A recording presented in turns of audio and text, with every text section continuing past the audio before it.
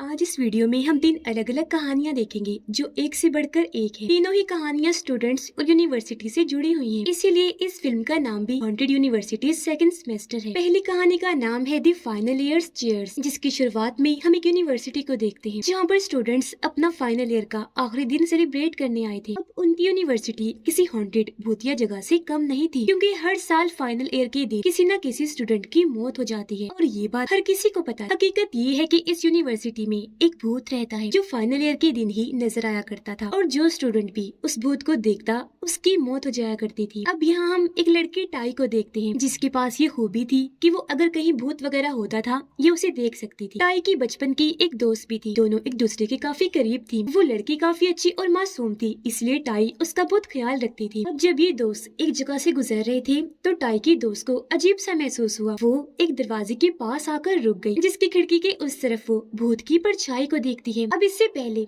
इसकी नजर उस तरफ पड़ती, टाई उसकी आंखों के सामने पेपर कर देती है ताकि वो भूत को ना देखे, क्योंकि अगर उसकी दोस्त ने भूत को देख लिया तो वो भूत उसे मार देगा। अब सारे स्टूडेंट्स को हॉल में जमा किया गया, क्योंकि फाइनल ईयर के दिन कुछ स्टूडेंट्स यहाँ कुछ न कुछ गाकर सुनाकर माहौल अच्छा बनाने वाले थे। कुछ स्टूडेंट्स हमेशा की तरह यहाँ नेशनल एंथम यानी कौमी तराना गा रहे थे, लेकिन टाई की दोस्त जो काफी अजीब बर्ताव कर रही थी वो अजीब सा गाना गाने लगती है। असल में ना सिर्फ आज बल्कि पिछले काफी अरसे से ही टाई की दोस्त को भूत दिखाई दे रहे थे, और शायद आज उन्हीं में से किसी भूत ने उसे कंट्रोल किया हुआ था जो वो ऐसे कर रही थी। इसके अलावा वो काफी डरी भी हुई थी, और जाहिर है उसको ऐसे देखकर बाकी स्टूडेंट्स काफी घबरा जाते हैं। ये देखकर टाई उसके पास आई, वो उसे हॉल में से उठाकर अपने साथ बाहर ले आई और समझाती है कि शांत रहो, खुद पर काबू रखने की कोशिश करो, ये क्या कर रही थी तुम। जिस पर उसकी दोस्त जवाब देती है कि मुझे नहीं पता मेरे साथ क्या हो रहा है, ये पिछले काफी वक्त से है, मैं इन सब की वजह से बहुत तंग आ गई हूँ, अपने घर जाना चाहती हूँ। अंदर सभी स्टूडेंट्स पर टाई की दोस्त की अजीब हरकतों का असर हो गया। वो उसी के बारे में ही बात करने लगी। हर कोई कह रहा था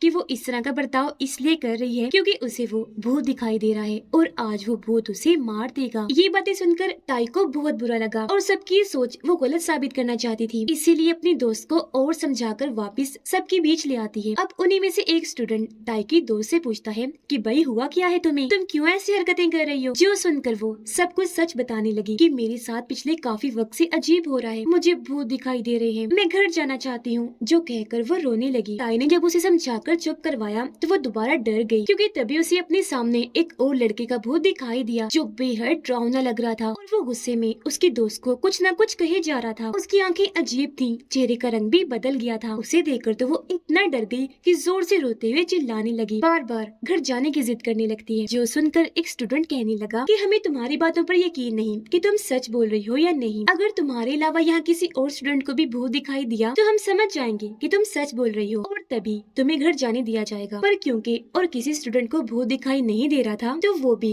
टाई की दोस्त को झूठा ही कहते हैं। ये देखकर उसकी दोस्त टाई की तरफ देखने लगी और कहती है कि मेरी इस दोस्त को नजर आते हैं भूत। पर उसकी दोस्त के होश तो तब उड़े जब टाई भी कह देती है कि नहीं ऐसा कुछ नहीं है, मैं भी भूत नहीं देख सकती। जो सुनकर उसकी दोस्त का दिल टूट गया। पर तभी अचानक उसे गाना गाने की आवाज आई। उसने सोचा कि स्टूडेंट्स में से कोई गा रहा होगा तो वो उनकी तरफ देखने लगी, पर वो गलत थी क्योंकि सभी स्टूडेंट्स तो एकदम चुपचाप होकर उसकी तरफ ही देख रहे थे। अब जब उसने गौर किया तो उससे पता चला कि नहीं, ये आवाज तो ऊपर से आ रही है। और अब जैसे उसने ऊपर देखा तो हैरत, वहाँ पर बहुत सारे भूत थे जो भी बहुत डरावने लग रहे थे। खौफनाक ज्यादा वो इस वजह से लग रहे थे क्योंकि सभी उल्टे लटके हुए थे, जिन्हें देखकर टाई की दोस्त इतना डर गई कि एक लड़की के ऊपर उल्टी कर देती है। अब ये देखकर सबको उसकी हरकतों पर हंसी आई तो वो उसका मजाक बनाने लगते हैं। अब अपनी बेइज्जती होते हुए देखकर उसे बहुत बुरा लगा, इसलिए वो यहाँ से भाग गई। टाई को अपनी दोस्त की फिक्र थी, वो उसे अकेला छोड़ना नहीं चाहती थी, इसलिए वो उसे ढूंढने चली गई। पर जैसे वो एक कमरे में आई तो वहाँ एक लड़की के भूत को देखती है जो भी बहुत डरावनी लग रही थी क्योंकि उसके बाल खुले थे और सर खून से भरा हुआ था। अब जैसा कि हम जानते हैं कि टाई भूत को देख सकती है, लेकिन वो उसे अनदेखा करके वहाँ से चली गई अपनी दोस्त को ढूंढने के लिए। काफी ढूंढने पर आखिर टाई ऊपर गई और वो छत की दीवार पर अपनी दोस्त को बैठा हुआ देखती है। अपनी दोस्त की ऐसी हालत देखकर टाई को बहुत बुरा लगा, इसलिए वो उसे संभालने आगे बढ़ने लगी। पर क्योंकि उसकी दोस्त नाराज थी इसलिए वो उसे अपने करीब आने से मना करने लगी। कहती है कि तुम कैसी मेरी दोस्त हो, हालांकि तुम्हें भूत दिखाई देते हैं, तो फिर तुमने क्यों मेरा साथ नहीं दिया, क्यों मुझे अकेला किया, सबके सामने झुठलाया। जो सुनकर रोते हुए टाई कहती है इसलिए नहीं दिया तुम्हारा साथ क्योंकि जैसे तुम्हारी बात पर कोई यकीन नहीं कर रहा था, मेरी बात पर भी ना करता, मेरा भी सब मजाक बनाते। अब ये सुनकर उसकी दोस्त को और बुरा लगा कि इसे अपनी बेइज्जती की ही परवाह है। वो काफी दुखी हुई, कहती है, अच्छा मेरी दोस्त आई, अपना ख्याल रखना, मैं जा रही हूँ, पर वादा करती हूँ हम जल्द मिलेंगे क्योंकि मैं तुम्हारे साथ हमेशा रहना चाहती हूँ। इतना कहकर वो छत से कूद गई, बुरी तरह अपनी जान ले लेती है। ये देखकर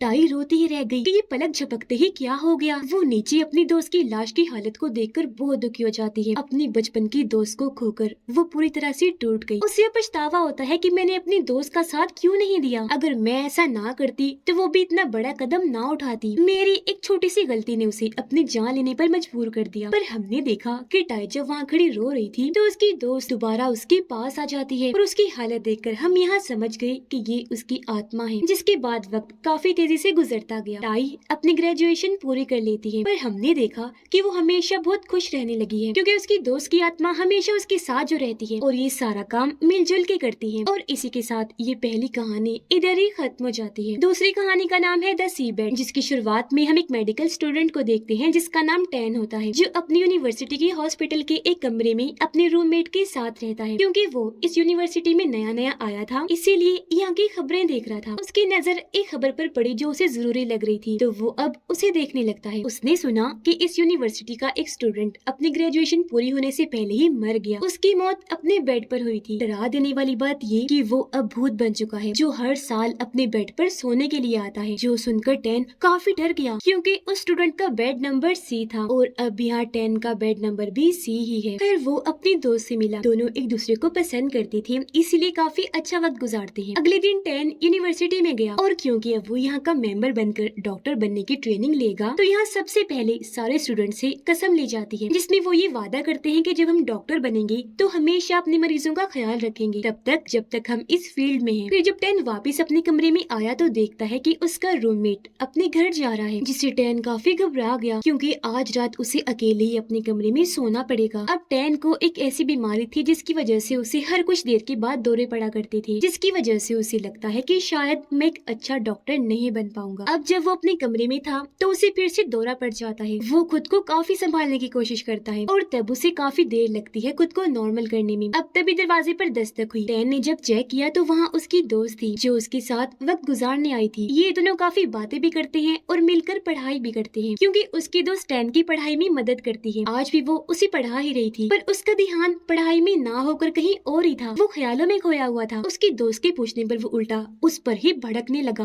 काफी गुस्सा करता है और एक ही सांस में उसे कई सारी बातें सुना देता है जो सुनकर उसकी दोस्त को बहुत बुरा लगा। वो रोते हुए कहती है कि टैन आखिर तुम्हें हो क्या गया है, तुम क्यों मेरे साथ ऐसा बर्ताव कर रही हो। उसे रोता हुआ देखकर टैन को अपनी गलती का एहसास हुआ। वो उसे चुप करवा के माफी मांगता है और कहता है कि अब चलो सोते हैं, रात काफी हो गई है। आधी रात को जब ये सो रही थी तो टैन के कमरे की लाइट अपने आप ही जलना बुझना शुरू हो जाती है, जिस वजह से टैन की आंख खुल गई। जाकर उसने देखा कि मेरी दोस्त तो यहाँ पर है ही नहीं, इसलिए ये उसे हर जगह ढूंढने लगा। वो नीचे वाले फ्लोर पर भी गया लेकिन वो कहीं भी नहीं थी। वापिस आने के बाद टैन ने देखा कि फ्रिज का दरवाजा खुला हुआ है और अंदर से एक बोतल निकलकर सामने पड़ी है जो अपने आप ही हिलजुल रही है। अब ये देखकर टैन पहले तो घबरा गया लेकिन फिर सोचता है कि ये जरूर मेरी दोस्त की शरारत है। पर जब वो फ्रिज के पास गया तो उसे एहसास हो गया कि नहीं, ये मेरी दोस्त नहीं बल्कि कुछ और ही है, जिस वजह से वो काफी घबरा गया। जैसे कमरे में आया तो उसे अजीब सा महसूस होने लगा। वो अपने कपड़े पैक करने लगता है। अब जब उसने बेड के नीचे देखा तो वहाँ एक बैज पड़ा था। चेक करने पर पता चला कि उसी मरे हुए स्टूडेंट का बैज है, जिससे वो समझ गया कि ये सब कुछ उस स्टूडेंट की आत्मा कर रही है। इसीलिए वो अपना सामान लेकर यहाँ से जाने लगा लेकिन तभी उसे फिर से दौरा पड़ जाता है। उसका पूरा जिस्म अजीब तरह से हिलकर मुड़ने लगा, जिस वजह से उसे बहुत तकलीफ हुई जो बर्दाश्त से बाहर थी।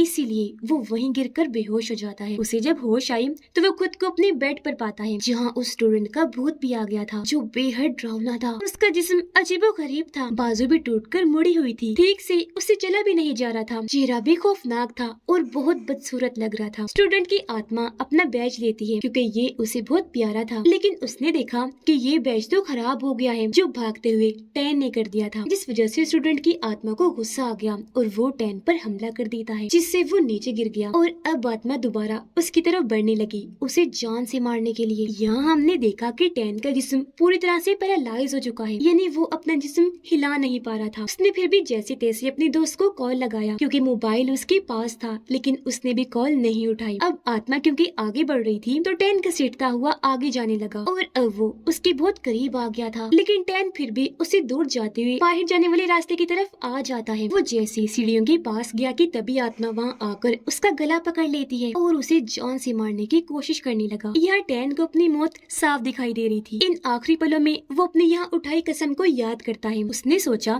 कि यहाँ जितने भी स्टूडेंट्स आए थे उन्होंने किसी को भी ना मारने की कसम भी ली थी। तो टैन को आइडिया आया कि वो ये चीज याद दिलाकर इससे अपनी जान बचा लेता हूँ। वो उस आत्मा को कहता है कि तुमने कसम खाई थी कि तुम किसी को भी नहीं मारोगे, तो मेरी जान भी छोड़ दो। क्योंकि टैन को पूरा यकीन था कि इसने भी ये कसम कभी न कभी तो खाई ही होगी। जहाँ सच में उसका प्लान काम कर जाता है। अगले ही पल आत्मा ने उसका गला छोड़ दिया, जिस चीज का फायदा उठाकर टैन घसीटता हुआ वहाँ से बाहर आ जाता है। वो सबसे पहले अपनी दोस्त को कॉल मिलाता है और उसे बात करके कहने लगा कि आज मैं तुमसे अपने दिल की बात करना चाहता हूँ। मैं तुमसे बहुत प्यार करता हूँ और आज मैंने जो बर्ताव तुम्हारे साथ किया उसके लिए भी माफी चाहता हूँ। अब ये सारी बातें वो भूत भी सुन रहा था। उसे एहसास हुआ कि मैं गलत कह रहा हूँ, मुझे भी सबके साथ प्यार से रहना चाहिए। इसीलिए अगले ही पल उसकी आत्मा वहाँ से गायब हो गई, जो अब कभी दोबारा यहाँ नहीं आएगी। और इसी के साथ ये कहानी इधर ही खत्म हो गई। तीसरी और आखिरी कहानी की शुरुआत में हम एक लड़की को देखते हैं जो एक छोटी सी गली से गुजर रही थी, जहाँ की छत भी थी। वो जैसे ही आगे बढ़ी उसे अपने सामने फूल पड़ा हुआ दिखता है। ये जैसे उसे उठाने लगी, कोई ऊपर से एकदम से आकर उस फूल को उससे पहले उठा लेता है। ये देखकर वो लड़की काफी डर गई, क्योंकि इस तरह की चीज उसने पहली बार देखी थी, जिस पर यकीन करना जाहिर है मुश्किल था। इससे पहले वो कुछ समझ पाती, ऊपर से एक उल्टी लटकी हुई औरत आ जाती है जो बहुत सजी हुई थी, क्योंकि वो दुल्हन थी पर इंसान नहीं भूत थी। वो लड़की का सर पकड़ लेती है, जिससे वो बहुत डर गई। खुद को छुड़वाने की कोशिश करने लगी, पर वो छोड़ती ही नहीं और लड़की को बुरी तरह मार देती है। इसके बाद हम मीन नाम की एक लड़की को देखते हैं जो भी स्टूडेंट थी, और वो अपने दो दोस्तों के साथ एक बिल्डिंग में बैठी थी और उन्हें उसी उल्टी लटकी हुई दुल्हन के भूत के बारे में बताने लगती है। पर दोनों को ही इस बात पर यकीन नहीं आ रहा था। इसके बाद मिन अपने भाई को कॉल करती है, क्योंकि उसके पास मिन का लैपटॉप था जिसे ही मिन मंगवा रही थी। तब उसका भाई अपनी बहन की बात मानकर उसे लैपटॉप देने के लिए जाने लगा। ये भी उसे छत वाली गली से गुजरने लगा, जहाँ भी उसके सामने वो फूल गिरा हुआ था जो दुल्हन के भूत ने ही गिराया कि इसे भी अपना शिकार बना लूं। पर वो तो अपने ही धुन में मगन आगे बढ़ रहा था। फूल पर उसकी नजर नहीं पड़ी और वो वहाँ से निकलकर दूसरी तरफ से आगे बढ़ने लगा। उधर मिन अपनी दोस्तों को अब दूसरी कहानी सुना रही थी, जिसमें एक लड़की जो ग्रेजुएशन कर रही थी, उसे लग रहा था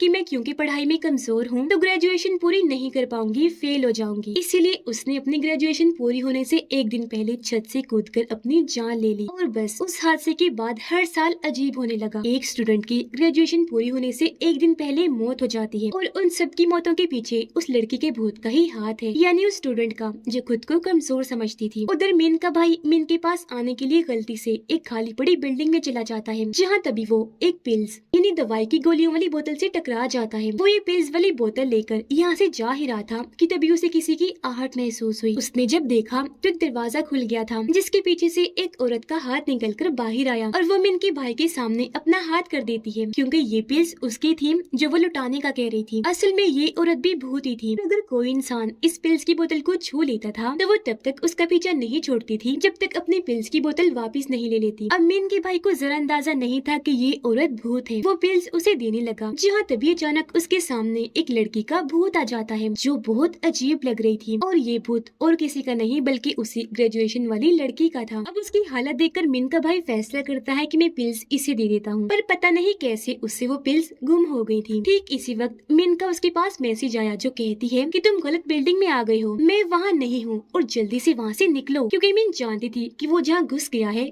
वहाँ बहुत सारे भूत रहते हैं। वो खुद भी उसे मिलने के लिए आ जाती है। अब उसके भाई को लड़की की आत्मा पर तरस आने लगा, इसीलिए वो उसे भी अपने साथ बाहर ले आया था, क्योंकि उसे इसका भी नहीं पता था कि ये भी भूत है। पर मिन के सामने आने पर वो भूत वहाँ से गायब हो गई, क्योंकि वो अब मिन की दोस्तों वाले कमरे में आ गई थी, जिसे देखकर उसकी दोस्तें काफी डर जाती हैं, चिल्लाने लगी। इतनी ही देर में यह मीन आ गई जो उनसे पूछती है तुम लोग आखिर इतना क्यों डर रही हो। उसकी दोस्तों ने जब बताया कि यहाँ भूत है तो वो भी काफी डर जाती है और चिल्लाने लगी, पर वो लड़की का भूत वहाँ से गायब हो गया। और फिर तभी कमरे के सामने उस औरत का भी भूत आ जाता है जो मिन के भाई का नाम लेकर उसे अपने पिल्स वापस मांगती है। ये देखकर मिन समझ गई कि अब मुझे अपनी और अपने दोस्तों की जान कैसे बचानी है। वो अपने भाई को कॉल करके उसे जल्दी से यहाँ पिल्स लाने को कहती है, पर क्योंकि वो तो गुम हो चुकी थी इसीलिए उसका भाई उसे ढूंढने लगा, जो आखिर मिल तो गई लेकिन वो छत वाली गली के बीचों बीच पड़ी थी। अब एक तरफ मिन बार बार उसे पिल्स लाने का कह रही थी, जबकि वहाँ पड़े फूल को देखकर उसका भाई समझ गया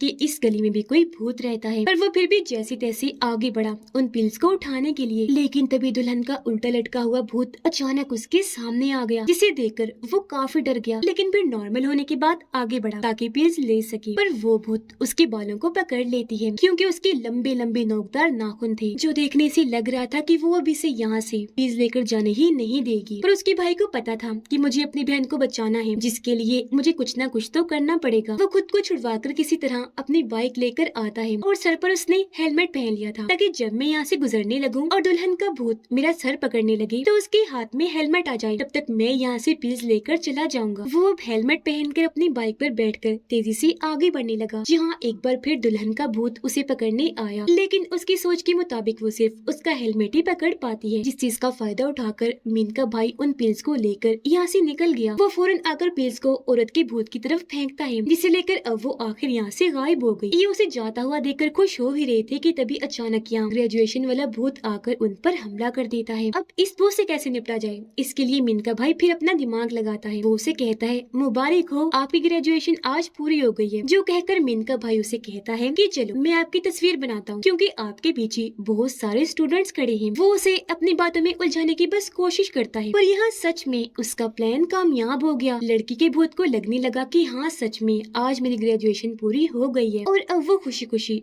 वहाँ से गायब हो जाती है, जिसके साथ ये तीसरी कहानी भी यहीं पर खत्म हो गई। लेकिन वीडियो खत्म होने से पहले मेरा आपसे सवाल है, आपको इनमें से कौन सी कहानी पसंद आई? कमेंट सेक्शन में जरूर बताइएगा। और यहीं पर ये वीडियो भी एंड हो जाती है।